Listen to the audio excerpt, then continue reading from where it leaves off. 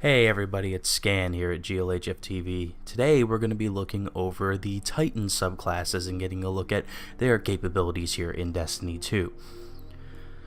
Sentinel Shield is the new super ability for Titans. It's the one that's been shown off in everything. You basically become Captain America, realistically.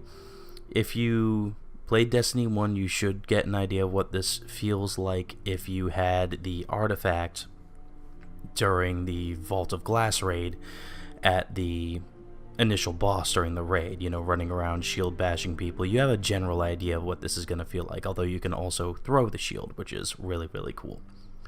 Looking at the grenade types, you have Magnetic Grenade, attaches and explodes twice, Void Wall Grenade, the burning void light grenade, and a Suppressor Grenade, which prevents enemies from using abilities for a short time. That's a pretty cool grenade.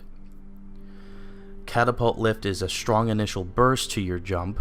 Strafe Lift has strong directional control. And High Lift, which is just the one that I've been using so far because you can get very, very, very far into the air. The new third ability is a Barricade. Towering Barricade is tall. It's taller than your Guardian, so you don't need to crouch behind it to be defended. So it's good for just overall universal defense. Rally Barricade is really cool because you automatically reload. So you crouch behind it, aim down sights to peek over, and when you hide back down behind it, you're instantly reloading. Feels like Gears of War, honestly, when you're using this one. I don't know why I wasn't using this one the whole time. Looking at the Code of the Protector line up above. Melee kills restore health for you and nearby allies. I really like how Destiny 2 is having so many ways to heal yourself and your allies. It's a really cool add-on to the game, and I think makes it feel that you and your allies in PvP and PvE want to stick together. Lone wolfing it in this game really isn't going to help. Defense Strike, kill an enemy with this melee ability to create an overshield. It lasts for 20 seconds, it's the same as in Destiny 1. Ward of Dawn, hold L1 and R1 to create a shielding dome. So, technically speaking, Sentinel is two classes in one, in a way, or at least it has two super abilities in one. You can have the Sentinel Shield, or you can have the old school Destiny 1 Ward of Dawn. So that's a lot of utility there. You can be on offense and defense with the same super ability. That's really cool. And then Turn the Tide. Your overshield from defensive strike lasts longer and increases melee damage and reload speed. So long as that 20-second buff is active after you do a melee attack from defensive strike, you're buffed for 20 seconds. Melee damage and reload speed. So get a punchin'. Now we're looking at Code of the Aggressor. Grenade kills recharge your grenade energy. So it's kind of an endless loop. That's useful. In the trenches, kills while surrounded by enemies reduce the cooldown of your super.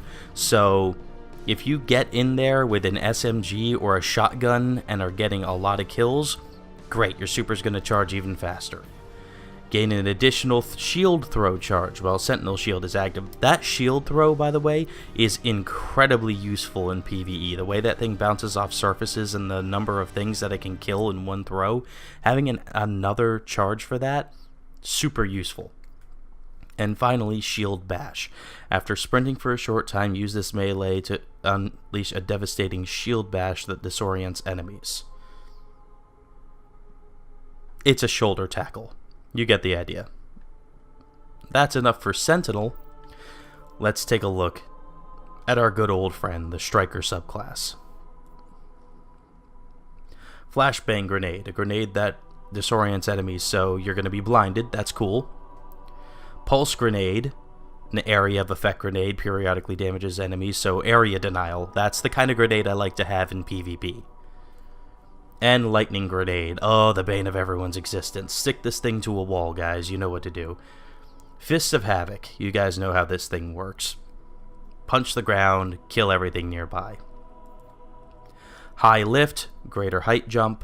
Strafe Lift, better directional control. And Catapult Lift, strong initial burst. Same set of jumps. So far as the barricades are concerned, they are the same as last time. You have the Towering Barricade and the Rally Barricade. Let's look at Code of the Earthshaker. Get an additional grenade charge. Increase the duration of grenade attacks. So that area of effect I was talking about earlier, even more useful. Aftershocks. Damaging enemies with Seismic Strike recharges your grenade. That's not Seismic Strike, this is Seismic Strike. So killing not even killing, just damaging, and your grenade recharges.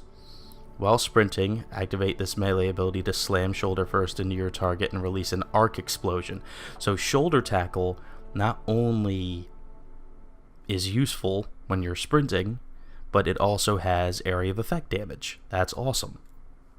And Terminal Velocity. Fists of Havoc's ground slam attack leaves a damage-dealing field in its wake and deals more damage the longer it's in the air.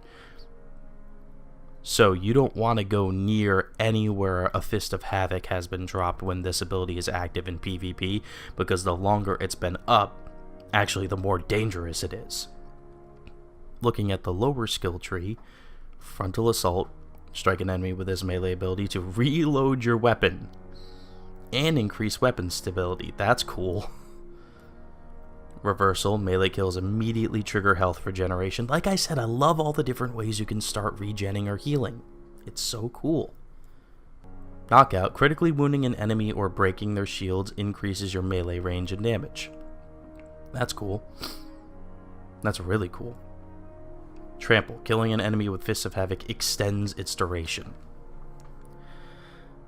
I'm going to repeat that. You can extend the duration of Fists of Havoc. That is terrifying. So Titans, again, more obviously offensively focused, but overall, still so much more utility than in Destiny 1. A few self-heals, reload buffs, aplenty, and reload buffs for everyone in your team, not just you. Melees are still an absolutely huge part of their game. Close quarters battle is a huge part of their game. You can get some really, really major buffs to your super with Sentinel if you want to be a close quarters fighter with an SMG or a hand cannon, or if you have a shotgun with plenty of ammo in your heavy reserves. But I really like the way they built out Stryker this time. Definitely the close range, up in your face style character that they feel like they should be. So that's it for Titan subclasses. Thanks again for watching, guys. This has been Scan with GLHFtv.